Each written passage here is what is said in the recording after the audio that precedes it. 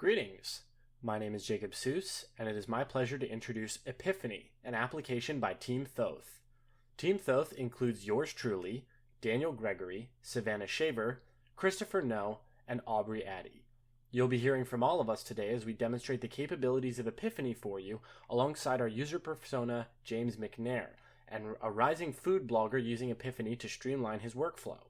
But before we begin our journey with James, let's take a moment to talk about why we built Epiphany in the first place. Modern writing apps such as Word and Google Docs are notoriously cluttered with a dizzying array of features, but often lack what users really need to enhance their writing without considerable fuss.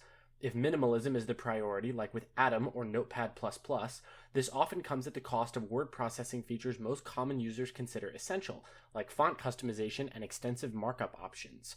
Epiphany seeks to provide the most valuable writing tools to users with as few barriers to entry as possible, served in a desktop app that is quick to install and runs at lightning speed.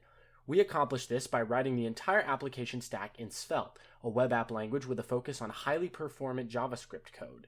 To make Epiphany cross-platform and available on your desktop, we extended our Svelte app with the Tari library, which bundles web apps as lightweight, system-native executables.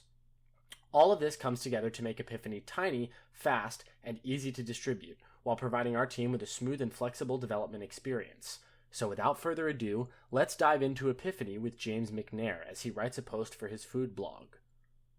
Looking at Epiphany's launch screen, there isn't much to take in, which is just how we wanted it to be for when you're knee-deep in your next masterpiece. James might find himself feeling lost without clear labels, however, but he can find a plethora of useful information in the Help panel, which is summoned by clicking the information icon in the bedrock bar at the bottom of the window. Would you look at that? Some snappy tidbits for all the buttons, plus some hotkeys. But where do all our buttons live? Front and center, of course. They're tucked away inside the toolbar, which James can open with a single click. To pick up where he left off on his post, he can open the Files pane with its respective icon and then press the Open button to load it into the editor from the simple TXT file where it was saved to his computer. In addition, the Files pane offers James the ability to save his current progress, save the entire post as a new TXT file, open a new file, or delete a file. Using the rename box at the top of the pane, James can also give his posts.txt file a new name. Now that his post is loaded up, James is ready to get to work using all of Epiphany's awesome features, starting with snippets. To tell you more about snippets, here's Dan. Hello, my name is Daniel Gregory, and I was the main developer behind the snippets feature of our web app Epiphany. The snippets feature of our app allows the user to quickly cut text out of the Word window to be able to save it for later. This can be used for frequent text such as common recipes or ingredients for the various blog posts from our user James McNair, who is a up-and-coming food blogger. These simple snippets features can allow the user to take text such as 1 teaspoon of baking powder and simply highlight this text in the Word window, press a quick Control K, and this will pop up in the left-hand snippets menu to where the user can easily see 1 teaspoon of baking powder in the snippets block. Each block contains the word count of the copied text, and it also allows the feature for the user to change the name. So we'll say common ingredient number 1. And if the user wished to copy this back into the Word window, all it would take was simply clicking the copy button and then going back over to the Word window and pressing Control V. So the snippets menu allows the user to seamlessly copy and paste text and save lots of keystrokes for using common parts of text, and is overall, I think, a great feature for our app and one that will help the user be able to seamlessly write blog posts and allow for seamless processing of information for the user. Hi, my name is Savannah Shaver. I'm a part of the Thoth Capstone team and responsible for the markup portion of the app, bedrock bar, and zoom buttons. James is able to use the markup button to help him brainstorm his blog posts. To do this, James clicks the markup button, which is the pencil icon in the toolbar, which will open a drop-down of features including bold, italics, strike-through, underline, and highlight. James is currently working on a gourmet chocolate chip recipe and is in the process of tweaking it. He is unsure if the recipe would be better with 2 cups of semi-sweet chocolate chips or 3 cups, so he will use the markup highlight feature to highlight the text too to remind himself to edit it after he creates a new batch of the recipe and decides if he wants 2 or 3 cups to make the recipe taste better. He will also utilize the strike-through feature to remind himself to remove words he feels may be excessive or unnecessary in his final blog post, like the word light and the ingredient 1 to 1/4 cup brown sugar, lightly packed light. He will also utilize the bold feature to remind himself words he may want to find synonyms for in lexicon later, like mix. He may also use underline as well as italics if he so chooses.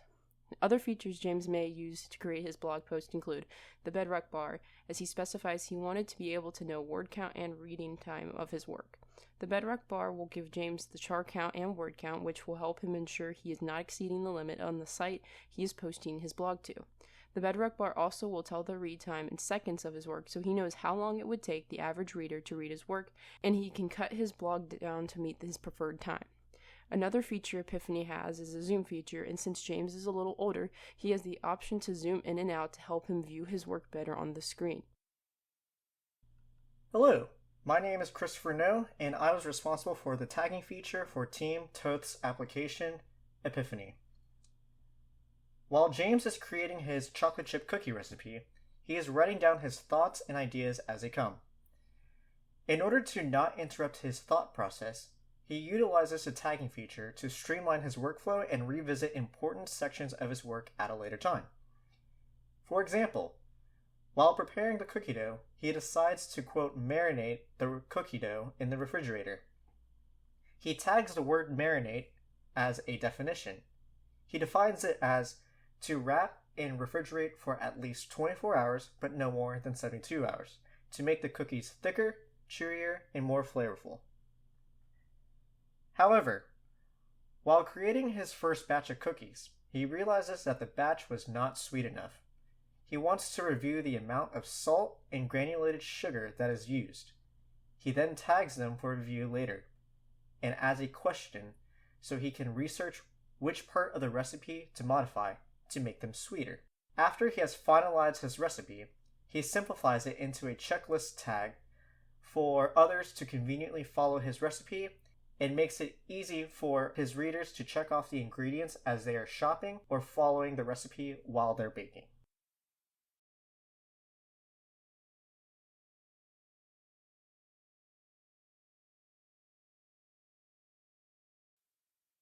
Hello, my name is Aubrey Addy, and I was the developer for the lexicon portion of Epiphany. Lexicon is essentially a dictionary and thesaurus in one. Lexicon returns the definitions, the synonyms, and the antonyms of a word that the user searches. James decides he wants to improve his word choices for his gourmet chocolate chip cookie recipe. To start, James is looking for a different word to say mix. So to do this, James clicks the lexicon icon in the toolbar, which opens up the right sidebar with the lexicon search bar. Typing mix into the search bar and pressing enter, James sees that the lexicon returns the word's definitions, synonyms, and antonyms of the word mix. James scrolls down to the synonym section to find an alternative word for mix. He finds a few options that he likes, such as intermix, blend, and combine. He decides to go with combine. He then copies and pastes that into his cookie recipe instructions. Next, James is looking for the opposite of the word thin. James is looking to further describe his chocolate chip cookie recipe. He scrolls all the way down to the antonym section after searching thin, and lexicon shows him the option thick. James decides to use this word to describe his chocolate chip cookie recipe. So his new title for his chocolate chip recipe is Thick Gourmet Chocolate Chip Cookies. James finally wants to confirm that the usage of the word dash is correct in his recipe directions for salt. Opening lexicon, he searches the word and finds that one of its meanings is a small quantity of a liquid substance, etc., less than 1/8 of a teaspoon. James determines that this is exactly what he is trying to communicate to his readers of his blog when he states a few dashes of salt. James is now happy about his vocabulary for his thick gourmet chocolate chip cookie recipe. Hey there, it's Jacob again, back to talk to you about the Settings panel. The Settings panel is where James can control the overall look and feel of his document as he's writing it, with options for font family, font size, paragraph spacing, line spacing, and text justification. All of these options give James fine-tuned control over the way his text looks as he brings his blog post together until it's ready for publication on the internet. This concludes our video demonstration of Epiphany. Thank you very much for watching.